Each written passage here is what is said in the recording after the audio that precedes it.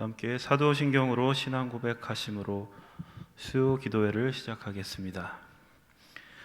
전능하사 천지를 만드신 하나님 아버지를 내가 믿사오며 그 외아들 우리 주 예수 그리스도를 믿사오니 이는 성령으로 잉태하사 동정녀 마리아에게 나시고 본디오 빌라도에게 고난을 받으사 십자가에 못 박혀 죽으시고 장사한 지 사흘 만에 죽은 자 가운데서 다시 살아나시며 하늘에 오르사 전능하신 하나님 우편에 앉아 계시다가 저리로서 산 자와 죽은 자를 심판하러 오시리라. 성령을 믿사오며 거룩한 공예와 성도와 서로 교통하는 것과 죄를 사하여 주시는 것과 몸이 다시 사는 것과 영원히 사는 것을 믿사옵나이다. 아멘. 찬송가 420장 찬양합니다. 찬송가 420장입니다. 너 성결케 위해 늘 기도하며 너 주 안에 있어 늘 성경 보고 온 형제들 함께 늘 사귀면서 일하기 전마다 너 기도하라. 너 성결케 위해 내 머리 숙여 저 은밀히 계신 내 주께 빌라.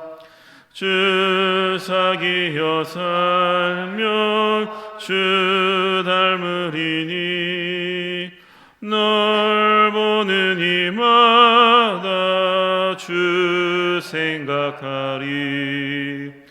너 성결케 위해 주 따라가고 일 다급하여도 당황치 말고 참 즐거울 때나 또 슬플 때나 너 주님만 믿고 늘 따라가라. 너 성결케 위해 늘 기도하며 내 소원을 주께 다 맡기어라. 너 성령을 받아 주 섬겨 살면 저 천국에 가서 더 잘 섬기리. 422장 거룩하게 하소서 찬양합니다. 거룩하게 하소서 진리의 주님이여 나의 맘의 죄악을 불태워 주옵시고 쓰심에 합당한 깨끗한 그릇으로 쓰임받게 하소서. 하나님 나라 위해 사랑하게 하소서. 사랑의 주님이여 십자가로 우리를 화목케 하셨으니 마음과 뜻 모아 정성을 다하여서 봉사하게 하소서. 위해 기도하게 하소서. 응답의 주님이여, 나의 생각 나의 뜻 버리게 하옵시고, 주께서 원하는 바른 뜻 깨달아서 응답받게 하소서. 하나님 이름 위해. 아멘. 오늘 우리에게 해주시는 하나님의 말씀, 고린도후서 6장 14절에서 7장 1절까지의 말씀을 들으십시오. 이는 만군의 여호와 하나님의 말씀입니다. 너희는 믿지 않는 자와 멍에를 함께 매지 말라. 의와 불법이 어찌 함께하며 빛과 어둠이 어찌 사귀며 그리스도와 벨리알이 어찌 조화되며 믿는 자와 믿지 않는 자가 어찌 상관하며 하나님의 성전과 우상이 어찌 일치가 되리요. 우리는 살아계신 하나님의 성전이라. 이와 같이 하나님께서 이르시되 내가 그들 가운데 거하며 두루 행하여 나는 그들의 하나님이 되고 그들은 나의 백성이 되리라. 그러므로 너희는 그들 중에서 나와서 따로 있고 부정한 것을 만지지 말라. 내가 너희를 영접하여 너희에게 아버지가 되고 너희는 내게 자녀가 되리라. 전능하신 주의 말씀이니라 하셨느니라. 그런즉 사랑하는 자들아, 이 약속을 가진 우리는 하나님을 두려워하는 가운데서 거룩함을 온전히 이루어 육과 영의 온갖 더러운 것에서 자신을 깨끗하게 하자. 아멘. 시간 전재준 목사님 나오셔서 말씀 전해주시겠습니다. 오늘 말씀은 고린도후서 9번째 시간입니다. 오늘의 말씀으로도 우리가 영의 양식을 삼고 또 신앙의 성숙을 향해 나아가고, 오늘 드려지는 우리 수요 예배도 우리의 삶의 자리로 이어져서 우리의 삶이 예배가 되고 우리의 삶을 하나님께서 영광으로 받아주실 줄로 믿습니다. 고린도 후서 말씀, 바울의 사도성을 의심하는 고린도 교회 교인들에게 바울이 자신의 사도성을 강력하게 주장하고 있는 말씀이라고 이야기를 했습니다. 오늘 6장 후반부의 말씀인데요, 지난 시간까지의 말씀을 다시 한번 짧게 살펴보고 넘어가도록 하겠습니다. 1장 전반부의 말씀은 이제 고린도후서의 편지를 쓰면서 편지의 가장 서러운 부분, 인사말을 하고 있었습니다. 그 인사말에서 사도 바울은 자신이 사도가 된 것은 자신의 뜻으로 된 것이 아니라 누구의 뜻으로 되었다고요? 하나님의 뜻으로 사도가 되었다라고 말씀하고 있었습니다.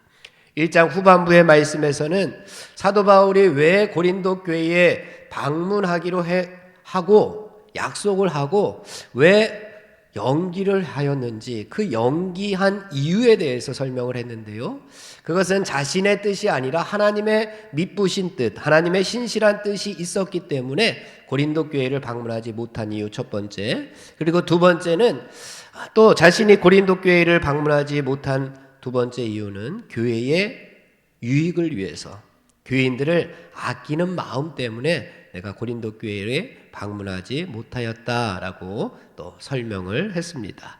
2장의 말씀에서는 사도 바울이 하나님께 감사하고 있는 두 가지 이유에 대해서 설명을 했습니다. 왜 내가 하나님 앞에 감사하느냐? 늘 우리의 삶 가운데에서 하나님께서는 나를 이기게 하시기 때문에. 어떻게 이기게 하셨느냐? 예수님께서 이기신 모습처럼 나도 세상 가운데에서 이기게 하시니 감사드린다 했습니다. 예수님께서 세상을 어떻게 이기셨습니까? 십자가로 세상을 이기셨습니다.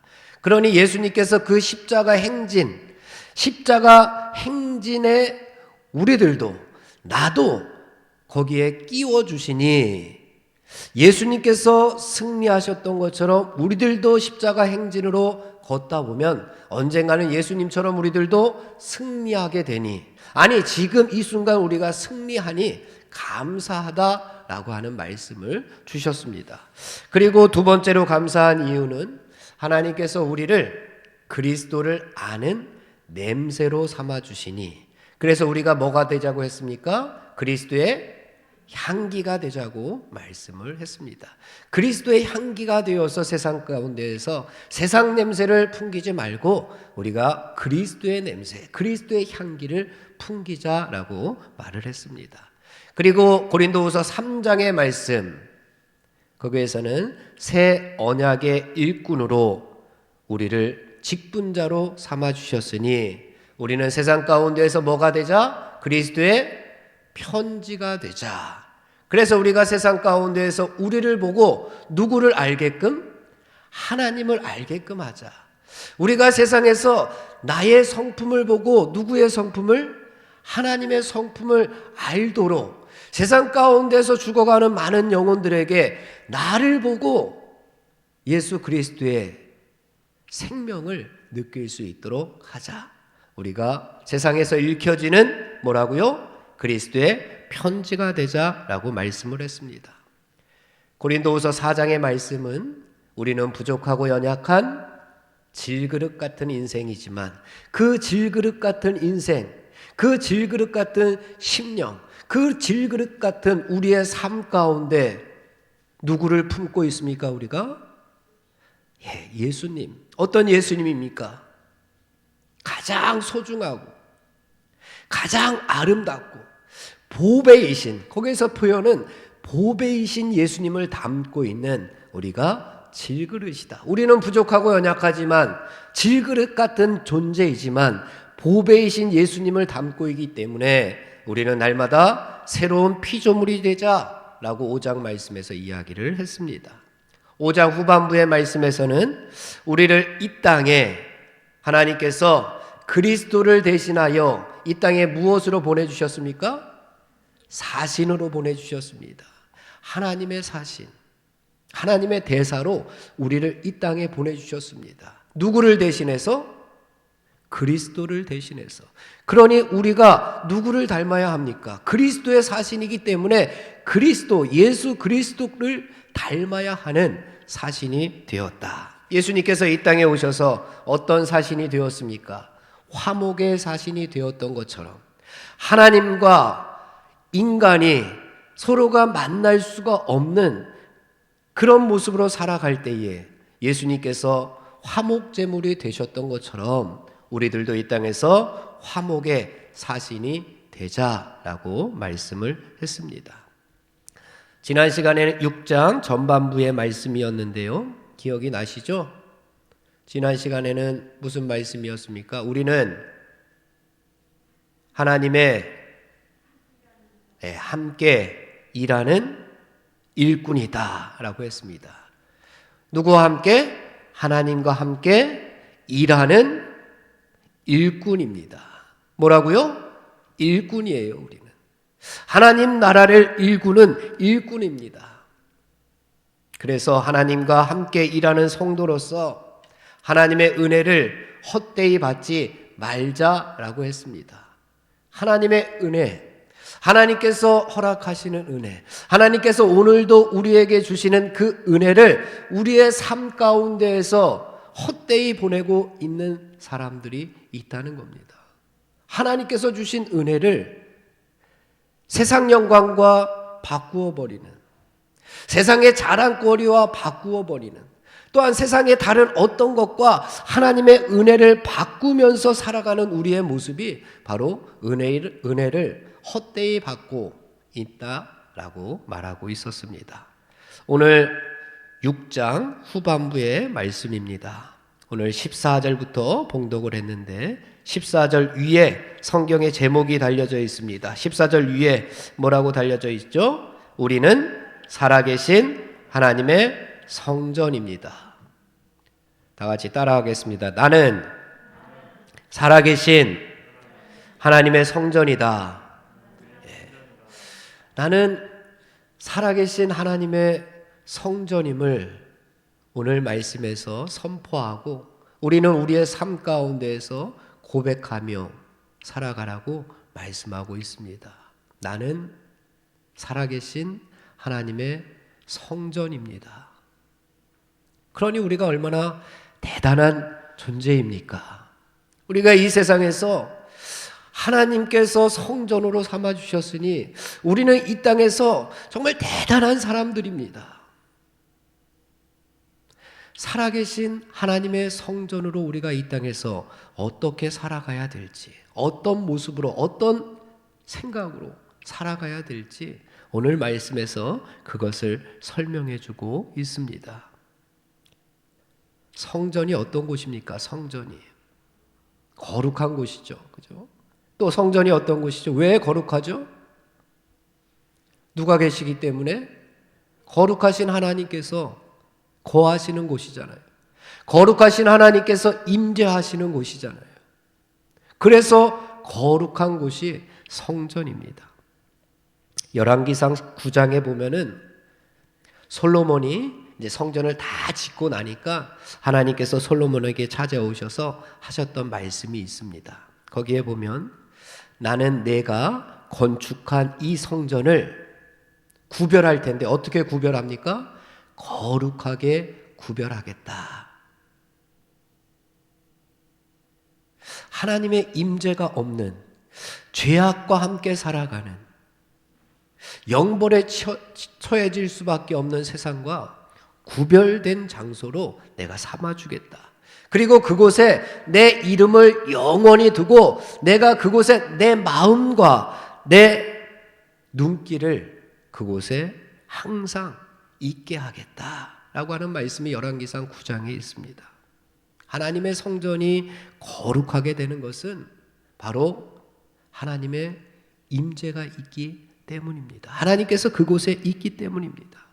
우리가 살아계신 하나님의 성전이라고 했다면 분명 우리 가운데 살아계신 하나님께서 임재하고 계셔야 한다는 말씀입니다. 그렇다면 우리 가운데 나의 삶 가운데 하나님의 임재가 있는가 묻고 있습니다. 하나님께서 분명히 우리는 살아계신 하나님의 성전이라고 했다면 내가 그런 존재인데 만약에 우리 가운데 하나님의 임재가 없다면 우리는 하나님의 성전이 될 수가 없습니다. 하나님의 임재가 있는 하나님의 성전이 되기 위해서 어떤 모습으로 우리가 이 땅에서 살아야 하는지 오늘 말씀에서 잘 보여주는데 14절 말씀을 함께 봉독해 보겠습니다. 시작. 너희는 믿지 않는 자와 멍에를 함께 매지 말라. 의와 불법이 어찌 함께하며 빛과 어둠이 어찌 사귀며. 오늘 말씀을 전체적으로 살펴보면 우리는 하나님의 성전입니다. 성전으로 거룩해야 하고 성전으로 하나님의 임재가 있어야 됩니다. 그러기 위해서 우리는 믿지 않는 자와 멍에를 함께 매지 말라고 합니다. 그리고 그 밑에 그 방법으로 5가지를 소개하고 있습니다. 의와 불법, 빛과 어둠, 그리스도와 벨리알, 믿는 자와 믿지 않는 자, 하나님의 성전과 우상, 이렇게 5가지를 소개합니다. 그리고 우리는 살아계신 하나님의 성전이라고 선포한 다음에 이어서 구약 성경의 말씀을 통해서 구체적으로 그것을 설명을 합니다. 그리고 결론의 말씀으로 이제 7장 1절까지의 말씀이 오늘 본문의 말씀입니다. 그렇다면 먼저 너희는 믿지 않는 자와 멍에를 함께 매지 말라는 말씀의 뜻이 무엇일까요? 먼저 너희는 이라고 시작합니다. 너희는 누굽니까? 우리들. 너희는 누굽니까? 나입니다. 너희는 할 때에 너희는 누굽니까? 오늘 말씀에서 우리는 누구라고 그랬어요? 하나님의 성전입니다. 살아계신 하나님의 성전. 너희가 누굽니까? 납니다. 살아계신 하나님의 성전인 너희는, 하나님의 성전인 나는 어떻게 살아야 된다고 했습니까? 믿지 않는 자와 멍에를 함께 매지 말라. 중동 지방에서의 멍에는 우리들도 밭을 갈 때에 두 마리의 소가 함께 매는 농사기구를 의미를 합니다. 여러분들은 본 적이 있으실 테지만 지금 자라나는 학생들은 본 적이 별로 없겠죠. 아직도 시골에는 이 멍에를 매는 소들을 가끔 보게 되는데, 우리나라는 한 마리의 소가 이 머리 쪽에 이렇게 멍에를 매지만 중동 지방에서는 두 마리의 소가 함께 멍에를 맵니다. 신명기 22장 10절에 보면은 너는 소와 나귀를 결의하며 갈지 말라. 밭을 갈 때에 소와 나귀를 결의하며 라고 할 때 그 결의를 바로 이 멍에를 의미합니다. 소와 나귀에게 한 멍에를 씌우지 말라는 겁니다. 소와 나귀에게 한 멍에를 씌우지 말라라고 이야기를 합니다. 왜 그럴까요? 왜 소와 나귀? 여러 가지 이유가 있겠지만 특별히 서로 크기가 다르기 때문에 그렇습니다. 크기가 다릅니다. 누가 더 크죠? 소가 덩치가 나귀보다는 더 큽니다. 때문에 함께 멍에를 씌우면 멍에가 잘 맞지가 않아서 이 서로가 크기가 맞지가 않기 때문에 멍에를 매게 될 때에 서로가 맞지가 않고, 또 소와 나귀의 보폭의 차이 때문에 제대로 밭갈이를 할 수가 없습니다. 한 마리가 다른 짐승보다 빨리 가거나 늦게 간다면 어떻게 되겠습니까? 한 마리가 빨리 가고 한 마리가 늦게 가면은 밭을 갈 때 어떻게 되죠? 생각을 해보면 그냥 제자리만 뱅뱅 돌게 되겠죠. 그죠? 제자리만 뱅뱅 도는 겁니다. 밭을 다 갈아야 되는데 그게 일꾼인 이 소가, 나귀가 해야 될 일인데 그 일을 제대로 감당하지를 못할 겁니다. 일의 진척은 없을 것이고 제자리만 빙빙 돌 뿐입니다. 어느 한쪽이 앞서거나 뒤져도 안 되는 것이 멍에입니다. 가다가 한 마리가 힘들다고 혼자 쉬겠다고 해도 안 됩니다. 똑같이 발을 맞추어서 앞으로 나가야 제대로 밭갈이를 할 수가 있는 것이 멍에입니다. 둘째로 소와 나귀는 성격이 다릅니다. 누가 더 온순할까요? 소와 나귀 중에서 소가 조금 더 온순합니다. 나귀는 성격이 조금 급하다 그럽니다. 그래서 함께 멍에를 씌우면 일을 시키기가 어렵기 때문에 소와 나귀를 결의하지 말라라고 했습니다. 그리고 세 번째가 가장 중요한 이유입니다. 소와 나귀는 다 농사일을 돕기는 하지만 이스라엘 민족에게 있어서는 서로 극과 극으로 인식되는 동물이기 때문에 그렇습니다. 소와 나귀, 우리는 크게 다른 것이 없지만 이스라엘 사람들에게는 소와 나귀 하면은 딱 떠오르는 것이, 소는 희생제물로, 하나님 앞에 예배 드릴 때에 소는 희생제물로 쓰여지는 정결한 짐승입니다. 하지만 나귀는 어떻습니까? 나귀는 되새김질도 못하고 굽이 갈라지지도 않는 부정한 짐승으로 여겨졌습니다. 그래서 소와 나귀를 결의하지 말라라고 하는 것은 정한 것과 거룩한 것과 부정한 것을 함께 결의하지 말라, 함께 멍에를 매지 말라, 정한 것과 부정한 것이 함께 할 수 없음을 상징적으로 나타내기 위해서 주신 말씀입니다.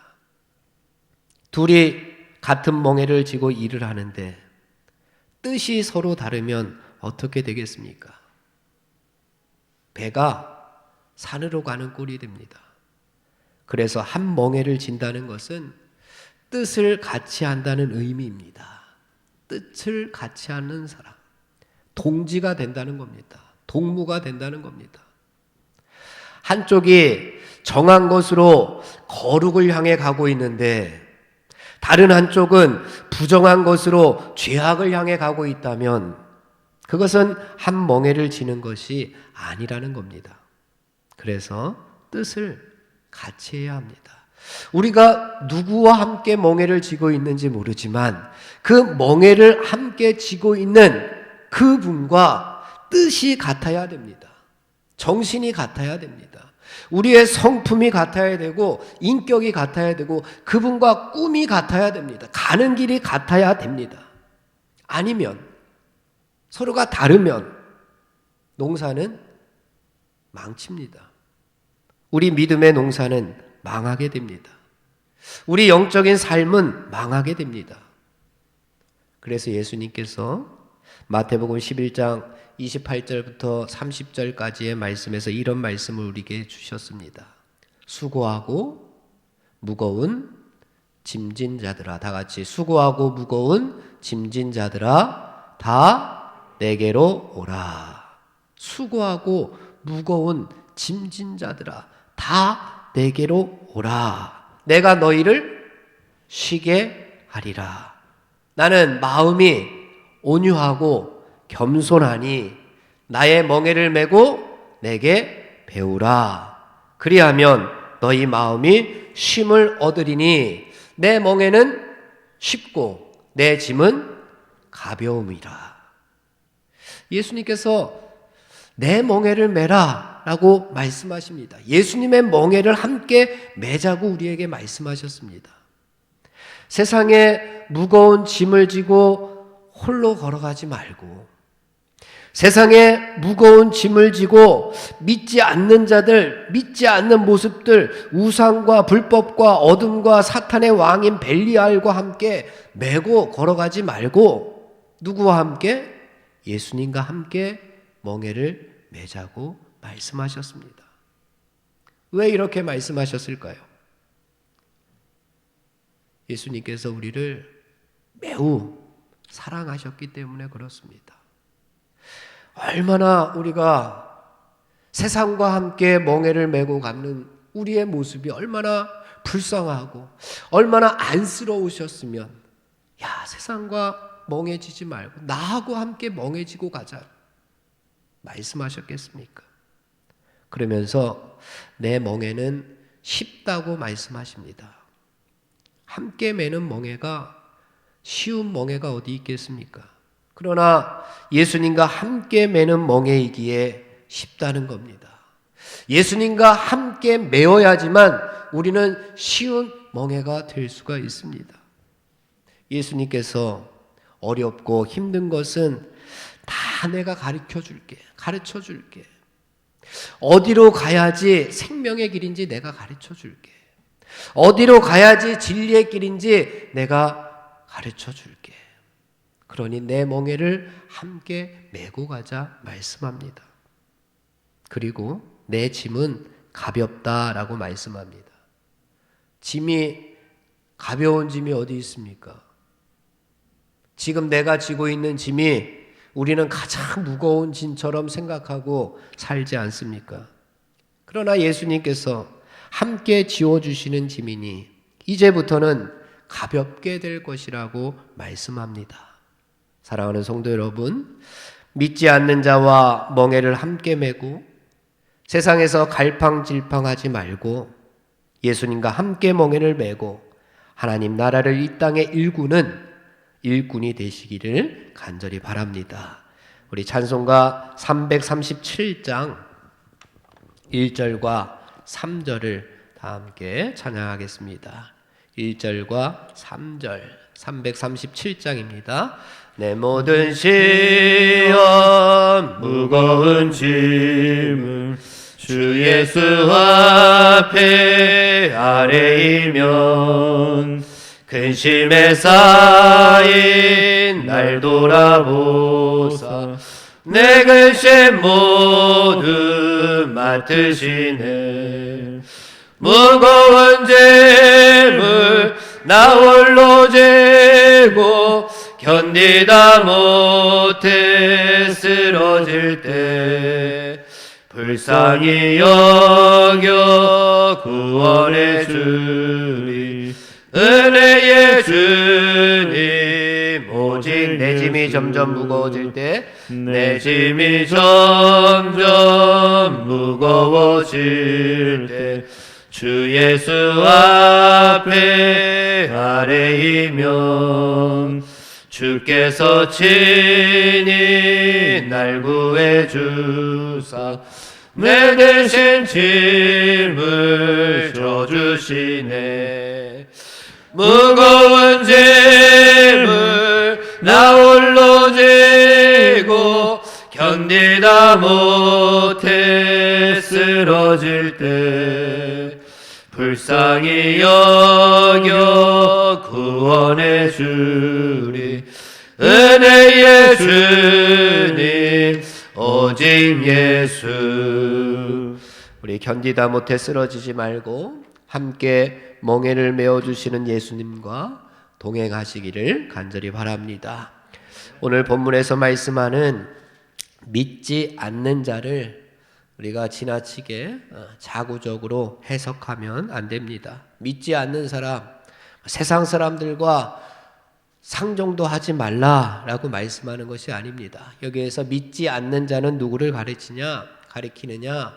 지금 고린도 교회 안에 들어와서 복음을 방해하고 있는 거짓 사도들, 사도 바울을 보고 너는 진짜 사도가 아니야 라고 하면서 사도 바울이 전한 복음을 방해하고 예수님을 믿는 믿음의 성도들을 방해하는 그러한 거짓 사도들을 1차적으로 의미합니다. 그리고 넓게는 세상에서 예수님과 멍에를 함께 매지 못하고 하나님의 성전과는 거리가 있는, 거룩하지 못하고 하나님의 임재 없이 살아가는 모든 사람들을 믿지 않는 사람들이다, 믿지 않는 자다라고 표현을 했습니다. 그들과 함께 멍에를 맸다고 한번 우리가 생각을 해봅시다. 믿지 않는 자들, 거짓 복음을 전하는 자들, 하나님의 임재가 없는 자들, 거룩하지 못한 불의에 있는 그 사람들과 우리가 멍에를 맸다고 한번 칩시다. 그럼 우리가 아무리 농사를 잘 지으려고 해도 절대로 그렇게 될 수가 없다는 겁니다. 함께 멍에를 맸다는 것은 이제부터 둘이 하나가 됐다는 의미입니다. 둘이 하나가 되지 않고서는 멍에를 맬 하등의 이유가 없습니다. 그러나 여러분, 안타깝게도 거룩하지 못한 것들과 함께 멍에를 매는 자들이 있다는 겁니다. 하나님의 임재 없이 살아가는 세상과 함께 멍에를 메고 살아가는 사람들이, 성도들이 있다는 이야기입니다. 나는 아니기를 바라면서 혹시 내 모습이 이런 모습이 있다면 오늘 말씀으로 변화되기를 간절히 바랍니다. 첫째로 우리가 살아계신 하나님의 성전으로서 하나님 나라 가치관인 의와 멍에를 함께 매라고 이야기를 합니다.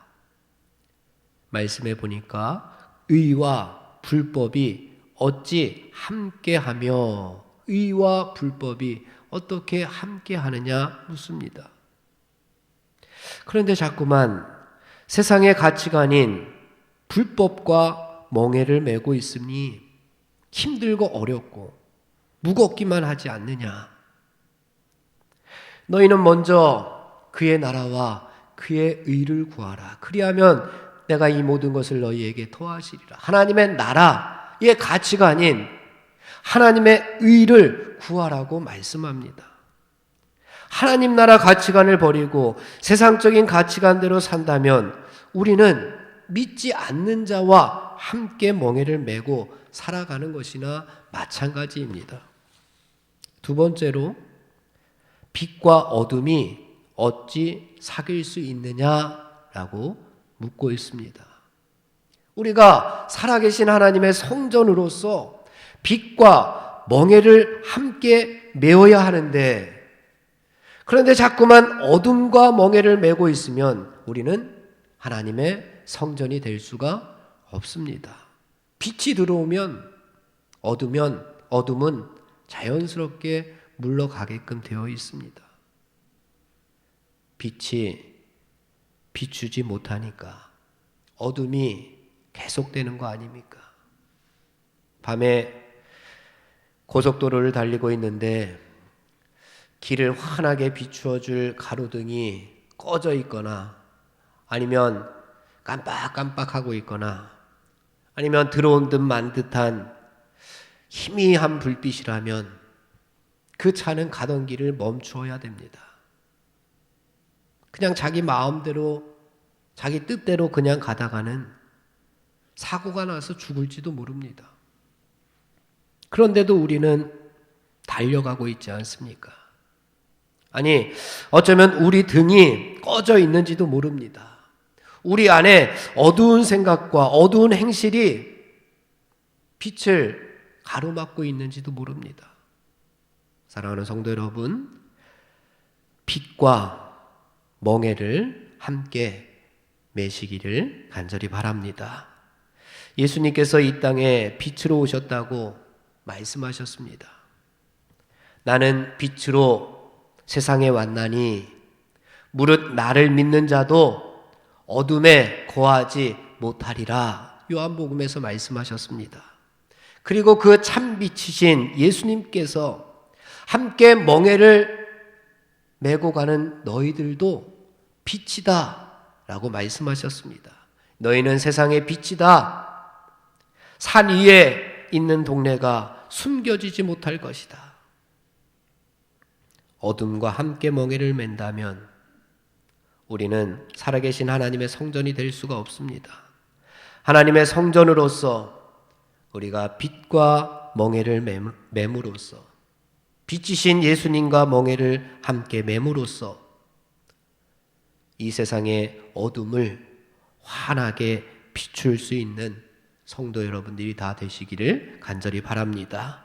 셋째는 15절에 있는 말씀으로 그리스도와 벨리알이 어찌 조화될 수 있느냐? 어찌 그리스도와 어찌 예수님과 멍에를 매야지 사탄의 왕인 벨리알과 멍에를 맬 수가 있느냐라고 묻고 있습니다. 넷째는 믿는 자와 믿지 않는 자가 어찌 상관할 수가 있느냐입니다. 여기서 상관하다라고 하는 단어가 헬라어로 메리스입니다. 뜻이 뭐냐 하면은 돌아갈 몫이나 돌아갈 기업을 의미합니다. 믿는 자의 기업이 무엇입니까? 믿는 자의 기업은 영생이요 천국입니다. 믿지 않는 자의 몫은 무엇입니까? 영벌이요 지옥입니다. 하나님께로부터 받을 기업이 다릅니다. 그런데 어찌 함께 뜻을 같이 할 수 있느냐 묻고 있습니다. 우리는 하나님의 성전으로서 천국과 함께 끝까지 멍에를 메고 가는 성도들이 되시기를 간절히 바랍니다. 마지막으로 다섯 번째는 16절에 있는 말씀인데요. 하나님의 성전과 우상이 어찌 일치가 되리요? 구약시대에 하나님의 성전 안에 자기들이 만든 우상을 가져다 놓기도 하고 또 이방 나라에서 가져온 이방 신전, 이방 우상들을 하나님의 성전에 세운 적이 있었습니다. 그때 어떻게 되었습니까? 하나님께서 성전을 떠나셨습니다. 왜? 악과 함께, 죄악과 함께, 우상과 함께 거룩하신 하나님이 함께 하시지 못하기 때문에 그렇습니다. 그래서 가증스러운 우상으로 가득 찬 성전에 하나님의 영광은 더 이상 머무를 수가 없었습니다. 그래서 떠나실 수밖에 없다는 이야기입니다. 건물은 하나님의 성전이라고 이야기하지만 우리가 오늘 말씀에 살아계신 하나님의 성전이라고 하지만 말만 그렇게 한다고 해서 우리가 하나님의 성전이 될 수 없다는 겁니다. 내 안에 거룩하신 하나님이 계시지 아니하고 하나님이 아는 다른 것들로 우상들로 가득 차 있다면 우리는 빈털털이요. 우리는 속이 텅 빈 그런 건물밖에 되지 못할 겁니다.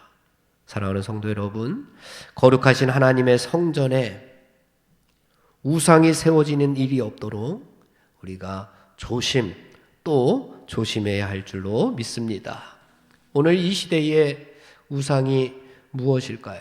우리 속에 들어와 있는, 우리 가운데 들어와 있는 우상들이 뭐가 있을까요? 말씀에 순종하기보다는 복만 받으려고 하는 기복신앙들의 모습들, 하나님과 재물을 함께 섬기는 물질 만능주의, 만모니즘, 거룩함을 잃어버린 세속화된 모습들, 하나님의 뜻을 버리고 하나님의 말씀을 버리고 세상을 따르려고 하는, 세상의 뜻, 세상의 가치관을 따르려고 하는, 또 내 뜻과 내 맘대로 살려고 하는 그런 교만들, 그런 것들이 우상들입니다. 이것들을 7장 1절 말씀에서는 온갖 더러운 것이라고 표현을 했습니다. 그래서 이런 것들을 버리고 자신을 깨끗하게 하라. 자신을 깨끗하게 하라. 곧 거룩함을 온전히 이루라 말씀하고 있습니다. 7장 1절의 말씀을 우리 다 함께 봉독해 보겠습니다. 시작. 그런즉 사랑하는 자들아, 이 약속을 가진 우리는 하나님을 두려워하는 가운데에서 거룩함을 온전히 이루어 육과 영의 온갖 더러운 것에서 자신을 깨끗하게 하자. 아멘. 우리가 아직도 온갖 더러운 것들과 함께 하면서도 그것을 방치해 두고 그것을 그냥 둔다면 우리는 무엇을 증명해 보이는 꼴이 되느냐? 나는 하나님의 성전이 아니야. 나는 하나님의 성전이 되기 싫어 라고 하는 것을 증명하는 꼴입니다. 내 안에 아직도 배설물로 여기는 것을 가지고 있다면 사도 바울은 배설물로 여겨서 다 버려버렸습니다. 더러운 것이니까 버려버렸습니다. 그런데 우리는 배설물로 여길 것들을 아직 내 안에, 그 더러운 것들을 아직 내 안에 가지고 있다면 나는 하나님의 성전이 되기 싫어, 나는 하나님의 성전이 아니야 라는 것을 증명하면서 사는 겁니다. 우리가 더러운 것들을 버리고 거룩을 지키는 것은 그리 대단한 일을 하는 것 같지만 대단한 일이 아닙니다. 그저 우리는 하나님의 성전으로서 제자리를 지키는 겁니다. 그냥 제자리를 지키는 것이나 마찬가지입니다. 제자리를 지키고 있는데 우리가 교만할 필요도 없고 우리가 자랑할 것도 아닙니다. 제자리를 지키지 못하기 때문에 우리가 벌을 받고 우리가 심판 가운데 거하는 것이지, 우리는 하나님의 성전으로서 제자리를 지키기 위해서 버릴 것들을 버리고 하나님께서 원하시는 거룩함을 온전히 이루어야 할 것입니다. 사랑하는 성도 여러분, 거룩을 지키기 위해서 방해되는 무언가를 버리는 것은 더 값지고 더 가치 있는 것을 얻게 되는 길임을 믿으시고, 배설물로 버릴 것을 안고 사는 어리석음을 버리고 하나님의 임재와 거룩함을 품고 사는 하나님의 성전들이 다 되시기를 간절히 바랍니다. 마지막으로 사도 바울이 인용한 구약의 말씀을 우리 함께 살펴보고 마치겠습니다. 16절 중간부터 우리 18절까지의 말씀을 다 같이 봉독해 보겠습니다. 시작. 내가 그들 가운데 거하며 두루 행하여 나는 그들의 하나님이 되고 그들은 나의 백성이 되리라. 그러므로 너희는 그들 중에서 나와서 따로 있고 부정한 것을 만지지 말라. 내가 너희를 영접하여 너희에게 아버지가 되고 너희는 내게 자녀가 되리라. 전능하신 주의 말씀이니라. 아멘. 우리가 하나님의 성전으로서 왜 거룩하게 살아야 하는지를 보여줍니다. 왜 거룩하게 살아야 하느냐? 우리는 하나님의 백성이기 때문에 그렇습니다. 우리는 하나님의 백성이기 때문에. 둘째는 우리는 악인과 구별되어 부정한 것과 구별되어서 따로 서 있어야 되는 사람들이기 때문에 그렇습니다. 세 번째는 우리는 하나님의 자녀이기 때문에 그렇습니다. 우리의 정체성이 이런데 우리는 세상과 분명히 달라야 합니다. 다르기 위해서 세상과 벗하지 말고 세상과 멍에를 함께 매지 말라고 오늘 말씀하고 있는 겁니다. 여기서 거룩이라고 하는 것은 도덕적으로 깨끗한 것만을 의미하지 않습니다.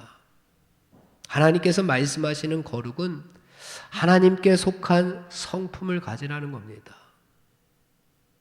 하나님과 함께하는 사고방식을 가지라는 겁니다. 하나님께 속한 의지, 하나님께 속한 모든 것을 갖출 때에 비로소 우리는 거룩해지는 겁니다.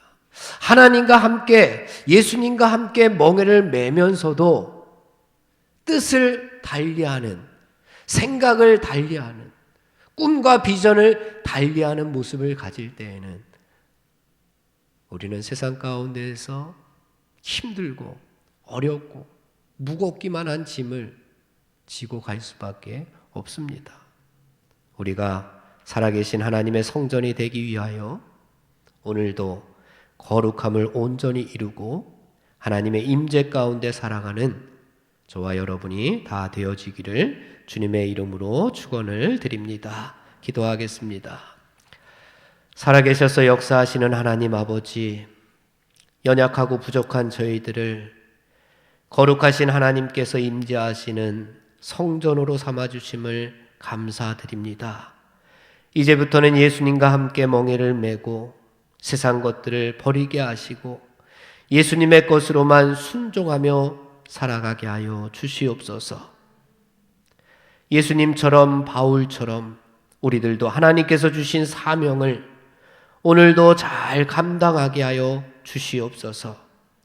사명을 감당함으로 당하는 고난과 핍박, 어려움이 있을지라도 예수님과 함께 멍에를 메었으니 기쁨과 감사로 여기게 도와주시옵소서.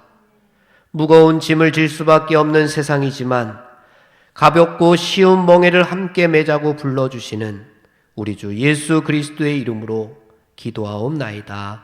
아멘. 이 시간 주님 말씀대로 살겠다고 결단하는 마음을 가지고 주님 말씀하시면 우리 복음성과 함께 찬양하겠습니다.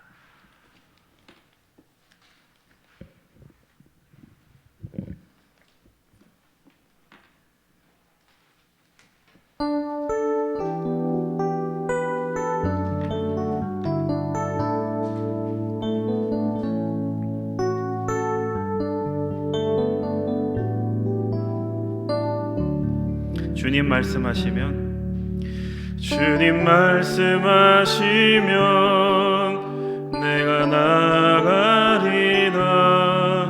주님 뜻이 아니면 내가 멈춰서리다. 나의 가고 서는 곳 주님 뜻에 있으니 오 주님 나를 이끄소서. 주님 말씀하시면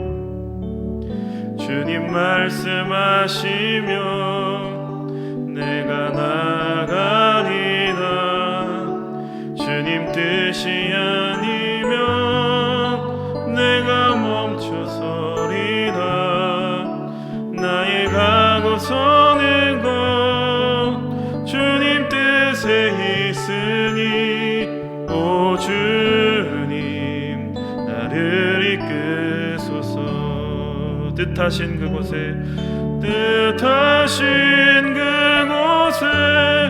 나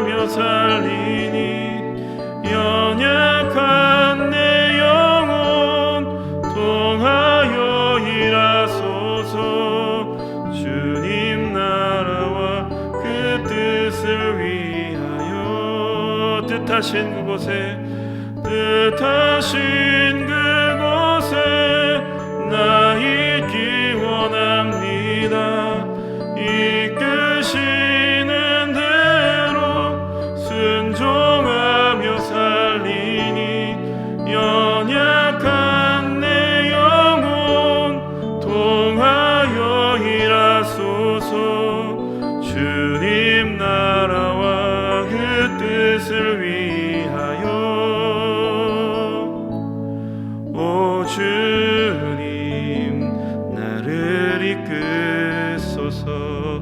이 시간 신앙 성숙을 위해서 우리 함께 통성으로 기도하겠습니다. 주여 한번 크게 부르짖고 기도합니다.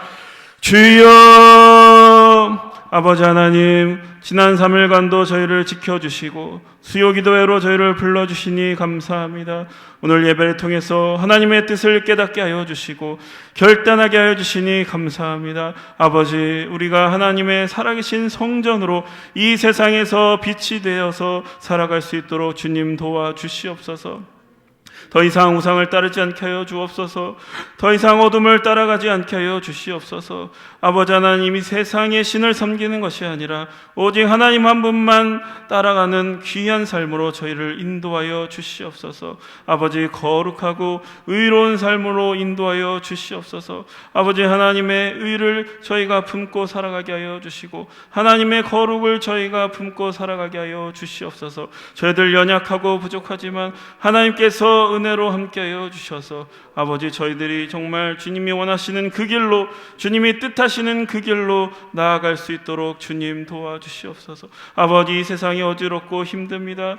아버지, 여러 가지 일들로 어렵습니다. 주님, 저희들이 세상의 빛이 되게 하여 주시고 아버지, 이 세상을 살리고 이 세상의 소망이 되는 하나님의 교회로 손과 발이 되어서 쓰임받는 귀한 주님의 자녀들로 인도하여 주시옵소서. 모든 것을 주님께 맡기며 예수님의 이름으로 기도드립니다. 아멘. 함께 주님의 기도 드리심으로 수요 기도회를 모두 마치겠습니다. 하늘에 계신 우리 아버지여, 이름이 거룩히 여김을 받으시오며 나라에 임하옵시며 뜻이 하늘에서 이룬 것 같이 땅에서도 이루어지이다. 오늘 우리에게 일용할 양식을 주옵시고 우리가 우리에게 죄 지은 자를 사하여 준 것 같이 우리 죄를 사하여 주옵시고 우리를 시험에 들게 하지 마옵시며 다만 악에서 구하옵소서.